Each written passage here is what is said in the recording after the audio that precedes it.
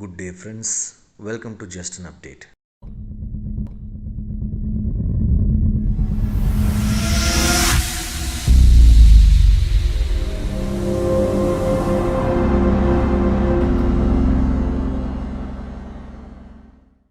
இந்த உலகத்தில் வெற்றியை சந்திக்கிறதுக்கு முன்னாடி பல தோல்விகளை சந்திச்சாதான் வெற்றியை அடைய முடியும் அப்படிங்கிறது எல்லாத்துக்குமே தெரியும். ஆனால் பல வருஷமாக பல காலங்களாக தோல்வியை மட்டுமே சந்திச்சுட்டு கடைசியில் ஒரு மிகப்பெரிய வெற்றியை அடைஞ்ச நபரை பற்றியும் அந்த நபரை ஆரம்பித்த கம்பெனியை பற்றி தான் பார்க்க போகிறோம். இந்த ஸ்டோரியை நீங்கள் ஃபுல்லாக கேட்டீங்க அப்படின்னா உங்களுக்கே ஒரு இன்ஸ்பிரேஷன் கிடைக்கும். அது யார் என்னன்னு பார்த்தீங்க அப்படின்னா ஹியூண்டாய் கம்பெனியினுடைய ஓனரான சங் சூ யங் அப்படின்னு சொல்லக்கூடிய இந்த நபர். இவர் எப்படி ஹியூண்டாய் மோட்டார்ஸ் ஆரம்பித்தார் அப்படிங்கிற ஒரு ஸ்டோரி தான் பார்க்க போகிறோம். 1915 சங் சூ யங் என்பவர் நார்த் கொரியா பகுதியில் உள்ள ஒரு வில்லேஜில் பிறக்கிறார். அப்போ நார்த் கொரியா சவுத் கொரியான்னு 2 கண்ட்ரி கிடையாது, வெறும் கொரியான ஒரே கண்ட்ரி தான் இருந்தது. அவர் ரொம்ப சாதாரண ஏழை விவசாய குடும்பத்தில் தான் பிறக்கிறாரு. அவருக்கு 7 தம்பிகளும் அக்காக்களும் இருக்கிறாங்க. இவர் தான் மூத்த பையன் குடும்பத்தில் வச்சு. வறுமையும் கஷ்டத்தினாலையும் அவர் விவசாயம் தான் பார்க்குறாரு.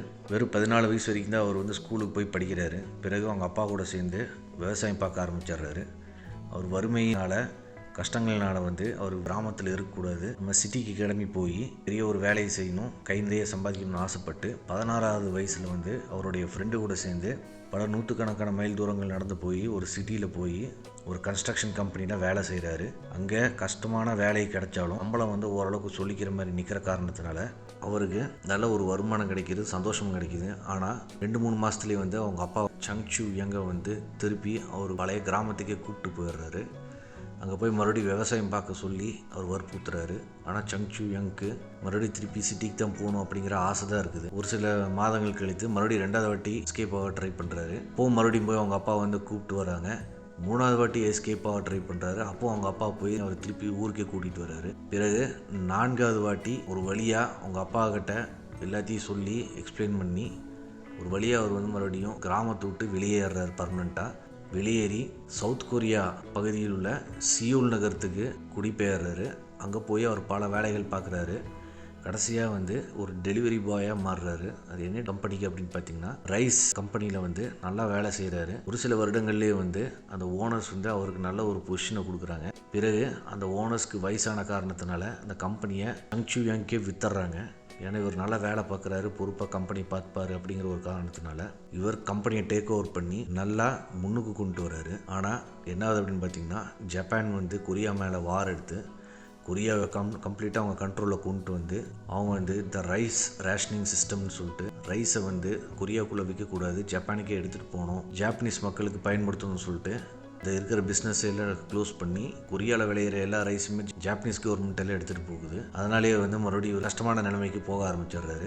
பிறகு என்ன பண்ணுறாருன்னு பார்த்தீங்கன்னா வித்தியாசமான தொழில் பண்ணணும், அது ஜாப்பனீஸ் கவர்மெண்ட் கை வைக்காத ஒரு தொழிலாக இருக்கணும் அப்படின்னு சொல்லிட்டு கார் சர்வீஸ் கராஜை ஒரு ஆரம்பிக்கிறாரு.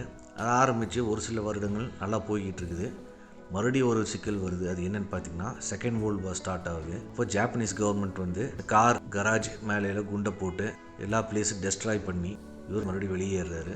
பிறகு 1945 பிற்பாடு செகண்ட் வேர்ல்டு வார் முடியுது. ஜப்பான் சரண்டர் ஆகுது. பிறகு இவர் 1946 மறுபடியும் ஒரு புதுசாக ஒரு சர்வீஸ் கராஜ் ஆரம்பித்து ஹியூண்டாய் சர்வீஸ் கராஜ்னு சொல்லிட்டு அதுக்கு ஒரு பேர் வைக்கிறாரு.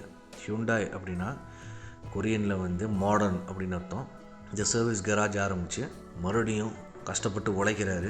ஒரு சில வருடங்கள்லேயே 70 எம்ப்ளாயிஸை இவங்க ஹையர் பண்ணுறாங்க. அந்த அளவுக்கு இந்த கம்பெனி டெவலப் ஆகுது. ஆனால் மறுபடியும் அவர் பிரச்சனையை சந்திக்கிறாரு. அது என்னன்னு பார்த்தீங்கன்னா ஒரு பெரிய தீ விபத்துனால அந்த கராஜை டெஸ்ட்ராய் ஆயிடுது. அதுக்கு பிற்பாடு இவருக்கு என்ன பண்ணுறதுன்னு தெரியாமல் இருந்தார். அப்போ தான் யூஎஸ் மிலிட்ரி ட்ரக்ஸுக்கெல்லாம் இவர் சர்வீஸ் பண்ணுற ஒர்க்கெல்லாம் கொஞ்சம் கொஞ்சமாக பண்ணிக்கிட்டு இருந்தார். பிறகு என்னன்னு பார்த்தீங்கன்னா 1950 மறுபடியும் சிவில் வார் பிரேக் ஆகுது கொரியாவில். நார்த் கொரியாவுக்கும் சவுத் கொரியாவுக்கும் ஒரு சண்டை வருது. கொரியாவே 2ஆக பிரிகிற ஒரு நிலைமைக்கு வர காரணத்தினால இவர்னால மறுபடியும் வேலையை இழந்துடுறாரு. வேலையை இழந்து இவர் என்ன பண்ணுறாருன்னு பார்த்தீங்கன்னா பர்மனெண்ட்டாக சதர்ன் பார்ட் ஆஃப் கொரியாவுக்கு போய் குடிபெயர்றாரு. அங்கே போய் குடிபெயர்ந்து சியோல் நகரத்திலேயே வாழ்ந்து இவர் என்ன பண்ணுறாருன்னா அமெரிக்கன் ஆர்மிக்கு கன்ஸ்ட்ரக்ஷன்ஸ், அதாவது ஒரு பில்டிங் கன்ஸ்ட்ரக்ஷன்ஸ் மாதிரிலாம் சின்ன சின்ன ப்ராஜெக்ட்ஸ் அண்டர்டேக் பண்ணுறாரு. அதில் நல்ல வருமானம் பார்க்க ஆரம்பிக்கிறாரு. அதற்கு பிற்பாடு தான் 1969 ஹியூண்டாய் மோட்டார் கம்பெனின்னு சொல்லிட்டு ஃபஸ்ட்டு ஒரு கார் கம்பெனியை துவங்குறாரு. இதுதான் அவருடைய லெகசியினுடைய மிகப்பெரிய துவக்கம்னு சொல்லலாம். இப்போ என்னன்னு பார்த்தீங்கன்னா, ஃபஸ்ட்டு இவர் ஆரம்பிக்கும் காலத்தில் இவருக்கு டெக்னாலஜியில் பெருசாக கிடையாது. ஏன்னா சவுத் கொரியா வந்து அப்போ ரொம்ப பூரஸ்ட் கண்ட்ரியாக இருந்த காரணத்தினால இவர் என்ன பண்ணுறாருன்னு பார்த்தீங்கன்னா, அமெரிக்காவில் இருக்கக்கூடிய ஃபோர்ட் மோட்டர் கம்பெனி கூட டைப் பண்ணி அங்கே இருக்கிற டெக்னாலஜியில் எடுத்துகிட்டு வந்து இங்கே சவுத் கொரியாவில் கார்ஸில் மேனுஃபேக்சர் பண்ணுறாரு. அப்போ தான் வந்து ஃபஸ்ட்டாக Hyundai Cortina அப்படிங்கிற ஒரு மாடலை வந்து தயாரித்து வெளியே விடுறாங்க. ஆரம்ப காலகட்டத்தில் இந்த மாடல் வந்து சக்ஸஸ் ஆகலை. கொஞ்சம் கொஞ்சமாக தான் அதனுடைய சேல்ஸ் வந்து இம்ப்ரூவ் ஆகுது. ஆனால் மறுபடியும் இன்னொரு பிரச்சனையில் போய் மாட்டுறாரு. அது என்னென்னு பார்த்தீங்க அப்படின்னா, ஒரு பெரிய ஒரு ஃப்ளட்டு அவர் ஃபேக்ட்ரியே வந்து தண்ணியில் மூழ்கடிச்சிருது. அதில் ஃபேக்ட்ரியில் இருக்கிற எல்லா எக்யூப்மெண்ட்ஸும் கார்ஸ் எல்லாமே வந்து டேமேஜ் ஆகிடுது. அது அவருக்கு ஒரு பெரிய ஒரு லாஸை வந்து கொடுக்குது. கம்பெனி ஆல்மோஸ்ட் இழுத்து மூடுற நிலைமைக்கு போகிறாங்க. பட் இருந்தாலும் ஒரு வில் பவர்னாலையும் ஒரு டிட்டர்மினேஷன்னாலையும் அவர் கம்பெனியை மூட மாட்டேன்னு சொல்லி, எவ்வளோ நஷ்டமாக இருந்தாலும் கஷ்டமாக இருந்தாலும் தாங்கிப்பேன்னு சொல்லி அந்த கம்பெனியை ஃபர்தராக ரன் பண்ணுறாரு. ரன் பண்ணி ஒரு சில வருடங்களில் அந்த கம்பெனியை வந்து சக்ஸஸ்ஃபுல் கம்பெனியாக வந்து கொண்டு போகிறாரு. அதற்கு பிற்பாடு ஃபோர்ட் கம்பெனி கூட இருக்கிற டைப்பை பிரேக் பண்ணுறாரு. ஏன் அப்படின்னு பார்த்தீங்கன்னா, ஃபோர்ட் கம்பெனி Hyundai கம்பெனி கொரியாவில் மட்டும்தான் அவங்க சேல்ஸ் பண்ணணும், அமெரிக்காவில் சேல்ஸ் பண்ணக்கூடாதுன்னு ஒரு பேன் வச்சுருந்தாங்க. அது அவருக்கு சுத்தமாகவே பிடிக்கல.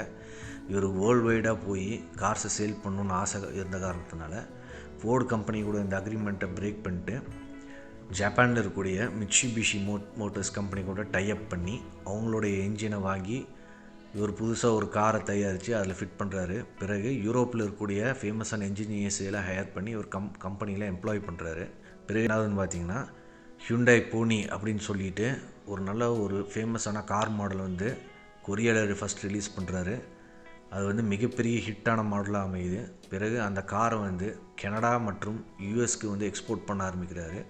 அங்கேயும் இந்த கார் மாடல் வந்து ரொம்பவே வந்து பயங்கரமான ஹிட் ஆகுது. 1980 காலங்களில் Hyundai XL அப்படின்னு சொல்லிட்டு ஒரு ஃபேமஸான கார் மாடல் ரிலீஸ் பண்ணுறாங்க. கிட்டத்தட்ட 1.5 லட்சம் எக்ஸல் கார்கள் ஒரே வருஷத்தில் வந்து விற்று உலக சாதனை படைக்குது.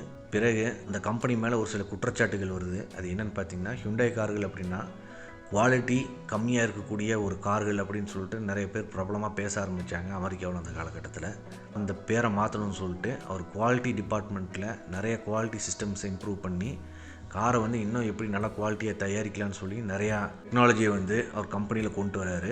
அதுக்கு பிற்பாடு தான் 1990களில் Hyundai Accent, Hyundai Elantra போன்ற பிரபலமான கார்களை வந்து அமெரிக்காவில் ரிலீஸ் பண்ணி பெரிய சக்ஸஸ் கொண்டு வராரு. பிறகு 1998ஆம் வருடம் கியா மோட்டர்ஸ் என்று சொல்லக்கூடிய இன்னொரு கம்பெனியை டேக் ஓவர் பண்ணி ஒரு ஜெயண்ட் ஆட்டோமொபைல் மேனுஃபேக்சராக Hyundai கம்பெனி வந்து உருவெடுக்குது. இந்த 21ஆம் நூற்றாண்டு துவக்கத்திலிருந்து இப்போ வரைக்கும் பார்த்தீங்க அப்படின்னா, Hyundai கம்பெனி வந்து டாப் 5 ஆட்டோமொபைல் கம்பெனிஸில் ஒரு கம்பெனியாக இருக்குது. ஃபர்ஸ்ட் பிக்கெஸ்ட் கம்பெனி வந்து டொயோட்டோ தான். ரெண்டாவது பிக்கெஸ்ட் வந்து Volkswagen குரூப். மூணாவதாக என்ன கம்பெனின்னு பார்த்தீங்கன்னா Hyundai கம்பெனி தான். நாலாவதாக இருக்கக்கூடிய கம்பெனி வந்து ஹோண்டா கம்பெனி. ஸோ அந்த அளவுக்கு பெரிய ஒரு அசுர வளர்ச்சி அடையுது இந்த கம்பெனி. 2001ஆம் வருடம் துரதிருஷ்டவசமாக சங் சூ யங் அப்படின்னு சொல்லக்கூடிய இந்த மிகப்பெரிய பிஸ்னஸ்மேன் காலமடைகிறார். இவர் சாகிறதுக்கு முன்னாடி சொன்னது ஒரே ஒரு விஷயந்தான். அது என்னென்னா, வெற்றி வந்து மக்கள் பேசுவாங்க, ஆனால் தோல்வியை வந்து நம்ம பேசணும். ஏன்னா தோல்வி தான் வந்து ஒரு மனுஷனுக்கு பாடத்தை கற்றுக் கொடுக்கும். எக்காரணத்தை கொண்டு நம்மளுடைய வெற்றியை கூட மறந்துடலாம், ஆனால் தோல்வியை மட்டும் மறக்கக்கூடாது அப்படின்னு சொல்லிட்டு ஸ்டேட்மெண்ட்டே ஒன்று கொடுக்குறாரு. ஸோ Hyundai கம்பெனியினுடைய துவக்கமும் இந்த சுங் சூ யங்குனுடைய வாழ்க்கை வரலாறும் வந்து உங்களுக்கு மிகப்பெரிய மோட்டிவேஷனாக இருந்திருக்கும் நான் நினைக்கிறேன். உங்களுக்கு மேற்கொண்டு ஏதாவது தகவல்கள் தெரியும் அப்படின்னு நினச்சிங்கன்னா கீழே இருக்க கமெண்ட் செக்ஷனில் உங்கள் கருத்துக்களை தாராளமாக பதிவு செய்யலாம். வீடியோவை பார்த்ததுக்கு நன்றி. நீங்கள் புது வியூவராக இருந்தால் நம்ம சேனலுக்கு சப்ஸ்கிரைப் பண்ணுங்கள். உங்களுக்கு இந்த மாதிரி டெக்னாலஜி அண்ட் ஆட்டோமொபைல் ரிலேட்டட் வீடியோஸ்லாம் அப்டுடேட்டாக கிடைக்கும். இந்த வீடியோவை லைக் பண்ணுங்கள். அப்போ தான் இந்த யூடியூப் அல்காரிதம் இந்த வீடியோவை ரெக்கக்னைஸ் பண்ணி நிறைய பேர்த்துக்கு இந்த வீடியோவை போட்டு காட்டும். அது மட்டும் இல்லாமல் எனக்கு மோட்டிவேஷ்னலாகவும் இருக்கும். நீங்கள் கண்டிப்பாக லைக் பண்ணுவீங்கன்னு எனக்கு தெரியும். மறக்காமல் இந்த வீடியோவை உங்கள் நண்பர்களுக்கும் உறவினர்களுக்கும் ஷேர் பண்ணுங்கள். அவங்களும் நிறைய விஷயங்கள் இந்த மாதிரி சுவாரஸ்யமான தகவல்களை பார்த்து தெரிந்து கொள்ளட்டும்.